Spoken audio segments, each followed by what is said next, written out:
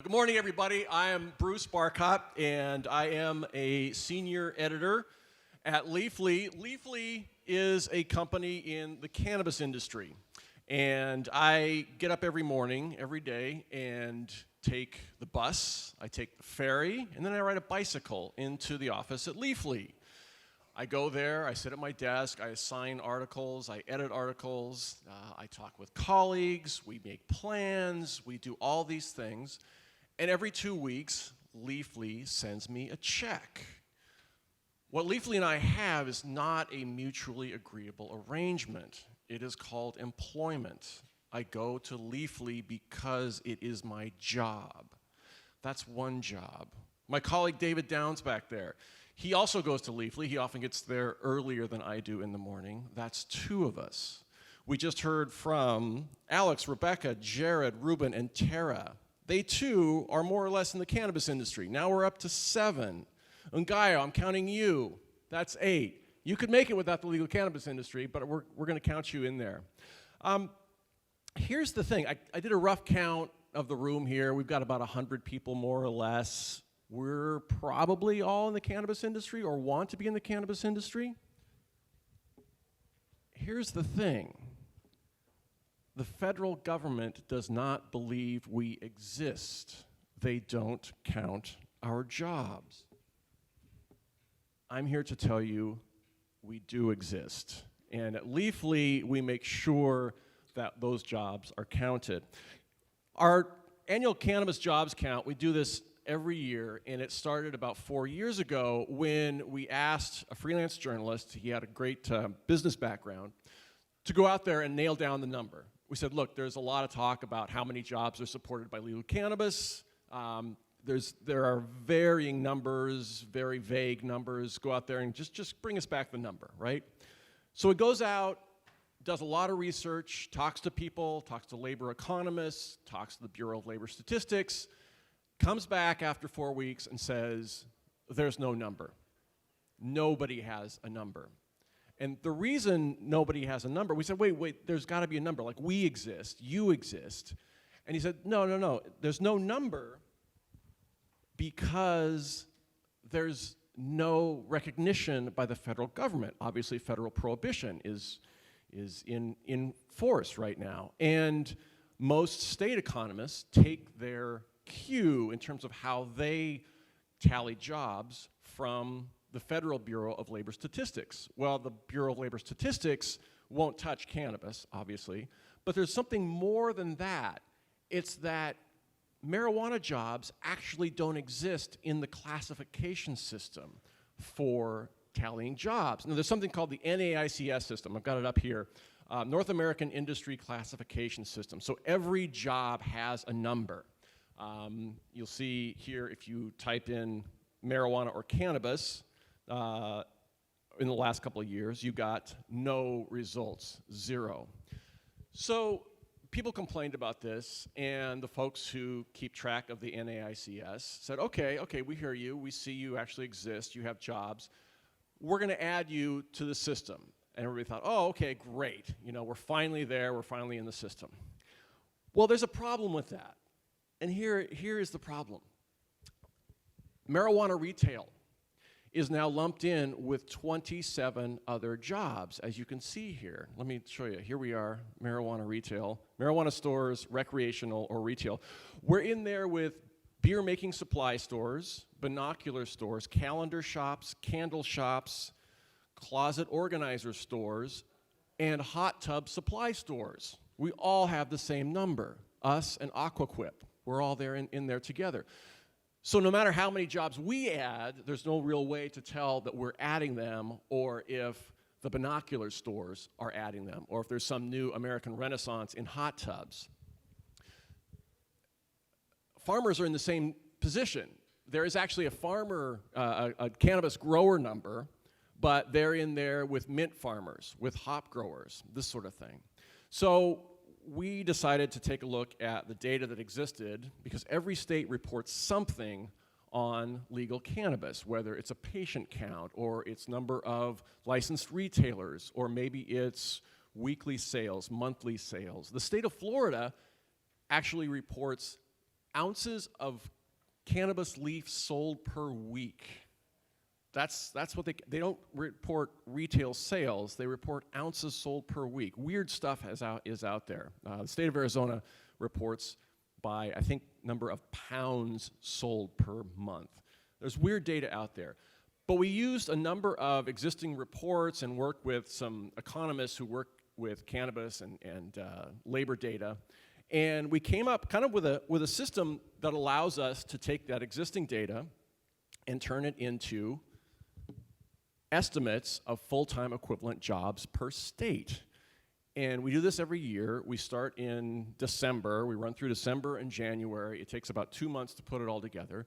And this year's number is 243,700 full-time American jobs. That's nearly 250,000 Americans whose jobs depend on legal cannabis. That's a very politically powerful number.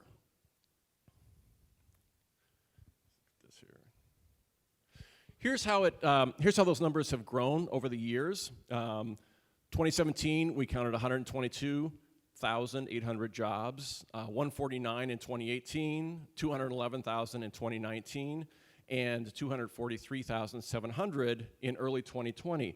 And if you'll notice, we're basically adding jobs at a 20,000 a year, 40,000 a year, 60,000 a year clip. And this really is, you've got to know that this is unique in America. No other industry is doing this right now, like the cannabis industry is doing it.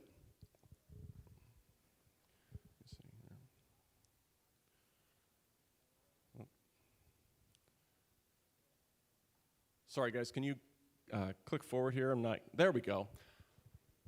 And we're doing it, we've heard this morning about the tough times in the cannabis industry, and it's no secret, a lot of major companies have undergone layoffs, including my own. We went through the vapey lung crisis over the last 6 months. Vape sales are down.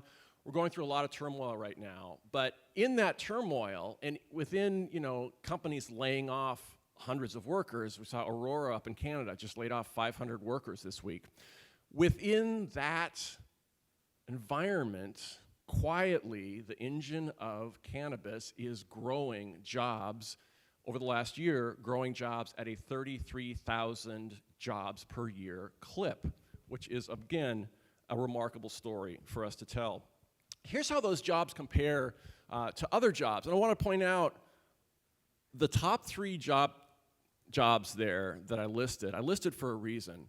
I listed them because they are very politically powerful, symbolic jobs. There may not be a more politically powerful job in America than coal mining, as we saw in the last election. Coal miners, only 52,000 jobs rely on coal mining in America. That's it, 52,000. Logging, the Pacific Northwest, logging is a hugely politically important job, 72,000 people. Textile manufacturing, especially in the American South, 73,000 people. Legal cannabis, 243,700 jobs.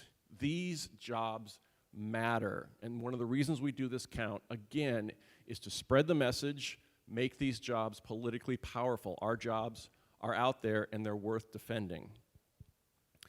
Where did that job growth come from in the last year? We saw most of it in Massachusetts, where their adult use legal market really hit its stride in the past year. Added, we estimated, more than 10,000 jobs in the past year. Oklahoma. Has anybody been to Oklahoma? Right? Oklahoma is going nuts. Oklahoma now has more than 5% of the population with a medical marijuana card. More than 5% of Oklahoma residents now have a med card. And that results in more than 7,000 jobs added in the past year. Illinois, its medical market grew to such an extent that 6,000 jobs were added in the last year. We just saw it grow, open its adult use market, $40 million in sales in just the first month. Florida, we saw about 93% year-over-year growth in sales in that state, thanks especially to the first time introduction of smokable flower introduced in their dispensaries. Here's what we see in terms of the top 10 employers around the country. California obviously is still by far has the most workers, but look at how close Colorado is. I mean, the 5,000 worker difference. Here's the thing, and David Downs may speak to this a little bit after me. California, because of the sunsetting of its collectives law in 2019, a lot of jobs that existed in the legal space went into the non-legal space. So we actually had to ratchet back our estimate for legal jobs in California by about 8,000. We had to do something similar in Michigan, where new tight regulations came into a market that was completely unregulated prior to that, and we ratcheted back by about probably 7,000 jobs in the state of Michigan. Now we expect those jobs to eventually come back as more stores are licensed, as more municipalities allow stores to open in their region. But it's a really interesting thing. I mean, if California and Michigan had not lost those jobs, instead of a 15% gain in 2019, we would have seen about a 23% gain. So those two states accounted for a lot of lost jobs. There's another thing a couple states I want to point out and draw some attention to. Massachusetts, we saw more than 300% growth over the last year. They're supporting now about 13,000 legal jobs. But Massachusetts, like a handful of other states, there is still a massive amount of opportunity in Massachusetts. Massachusetts has, 13,000 legal jobs. There are about 7 million people in Massachusetts. There are about 7 million people in the state of Washington. Washington now supports about 23,000 jobs or so. So we see Massachusetts and that market as being basically just maybe half of what it could be.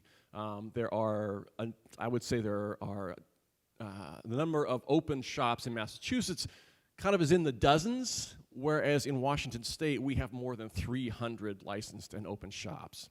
And so we expect Massachusetts to keep on growing in the next year or two. Oklahoma, again, just an absolutely incredible boom, especially in a state that is so culturally and politically conservative. There are a lot of activists out there in other states looking at Oklahoma and taking a lot of inspiration from what they see there. There are folks working in Idaho. I know Radical Russ Belville is out there trying to get a medical marijuana bill on the ballot in Idaho, and folks in other more conservative states are looking at Oklahoma and saying, oh my God, if they can do it in Oklahoma, we can do it in our state too. Florida has more than 300,000 registered medical marijuana patients.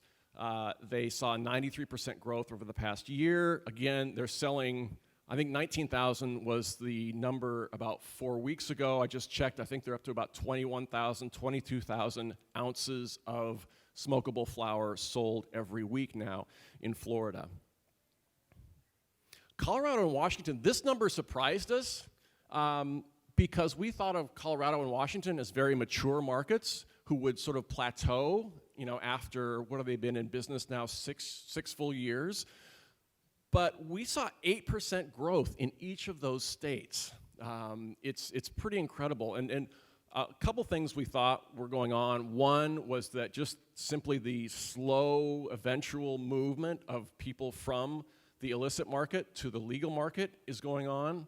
But then also anecdotally, basically because Leafly's in Washington State and we see this ourselves, what we're seeing are a number of consumers who are outside like the classic marijuana consumer demographic coming into the space. They're coming into legal stores for the first time because those stores have been there for a while. Their neighbors are shopping there. They're feeling more comfortable about coming in. But more than the stores, they're finding products that suit their lifestyles and their health regimens.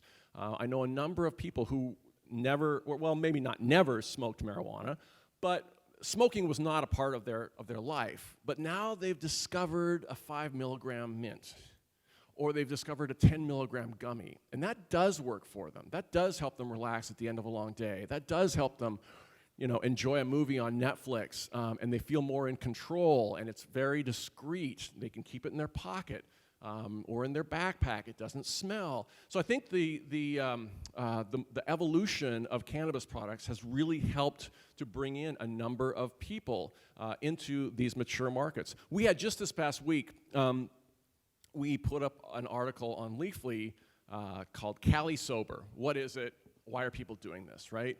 Well, Cali Sober is essentially the idea that you're essentially leaving alcohol, but you're not leaving all substances. You're leaving alcohol, choosing not to drink, but maybe you're mixing a little cannabis in here and there. And that article absolutely took off for us. We just saw click, click, click, click, click, click, click, click, click. I mean, it's January, new year, new you, or I guess it's February now, but new year, new you, right? But that was sort of eye-opening for us. Like, wow, there's a lot of people interested in this concept of mixing in cannabis in a way that is healthy and suits them, and maybe help them put down the drink or the bottle a little bit. I know that's happened for me in my life. A few states to watch that we're looking at in 2020. The Great Lakes region, all of these states are pretty amazing. They're, to us here on the West Coast, I think maybe a little quiet, but Ohio, now we estimate has about 4,200 jobs, saw 273% year-over-year sales growth. The 273% doesn't match the job growth. There's a little bit of math involved here because the year-over-year is capturing the sales actually in 2019, but the jobs number is based on where the market is now in January 2020. In other words, maybe they sold 10 million in January of 2019 and 60 million in December of 2019. So the market really is at that 60 million a month figure. Illinois, again, a huge market already, but a lot of opportunity there. Illinois is in a situation where they just opened their adult use stores, selling $40 million a month. If that keeps on, and we expect it to keep on, that's a $480 million a year market. Illinois has a chance to sort of enjoy a bit of the Colorado effect. And what I mean by that is Colorado, when it opened in 2014, because of its central location, it drew people from around the country who wanted to experience a legal cannabis store for the first time. We saw people driving up from Texas. We saw people coming in from all over the country, and they were going to Colorado instead of Washington, because I live in Washington. I love the state, but we're a little far out there. It takes a while to get there. Illinois has a similarly central location. It's surrounded by 5 prohibition states, 5. And those stores on the Illinois border are doing very, very well, and they're going to continue to do well as more visitors go up to Illinois to experience what we've got. Pennsylvania, another kind of quiet state this year. They really boomed in 2018, but again, they're continuing to grow their medical system over there. Here's where I get up on my soapbox and bring out a call to action and ask you to take this number, take your state's number, and do something with it. Again, the coal mining industry, hugely powerful. Timber in the Northwest, hugely powerful. I'd like to see us in the cannabis industry come out and, as one of our panelists mentioned here before, be proud of the fact that you work in this industry. Let people know there are others in this industry. I live in a congressional district that's not in Seattle, it's across the water in Kitsap County, and my congressman is a gentleman named Derek Kilmer. Derek Kilmer represents my district, which has Bremerton, which has a naval shipyard there. The naval shipyard jobs in Bremerton are sacrosanct to that region. Like they symbolize employment and good jobs for a lot of people. So when federal budgets come out and those jobs are put at risk, Derek Kilmer steps up, he holds press conferences, he leads protests, and he defends those jobs very publicly. Now what I like to do is I like to contact Derek Kilmer or his staff every 6 months or so and just check in and say, hey, I'm out here. I work in the legal cannabis industry. Washington State, we have about 23,000 other people in this industry. Those are good jobs. Those are full-time jobs. And hundreds of us are in your district. We vote. I vote. I'm a loudmouth. I tell other people. I tell them about cannabis. I talk to them about what you're doing. And right now, I see you're not a co-sponsor of the MORE Act. You're not even a co-sponsor of the States Act. You're kind of quiet on the congressional banking bill. I'm just kind of curious, can I ask you when you're going to step up and co-sign one of these initiatives to defend my job? And the staff members will say, oh, we're working on it. The congressman is very interested. I'm like, yeah, it's a good job. It's legal. I'm proud of it. Help me out here. So please take this information, do the same, spread it around, get that number out there. It can become a very, very politically powerful number. I'll end by saying just simply, we exist, we matter, we count. Those who aren't counted don't count. This is why we do the jobs report. And if you want to see more about your state, go to Leafly News, and we have the full report up there this morning. We posted it at 8 a.m. We have a state-by-state appendix that will tell you more about your individual state and what's going on. We're going to post an article by David Downs on Mondays about specifically what's happening in California, why and where those jobs were lost, and why we think they're coming back in 2020. Thank you very much, and go out there and be proud of your job. Bruce Barcott, one more time. That was excellent. Thank you, Bruce.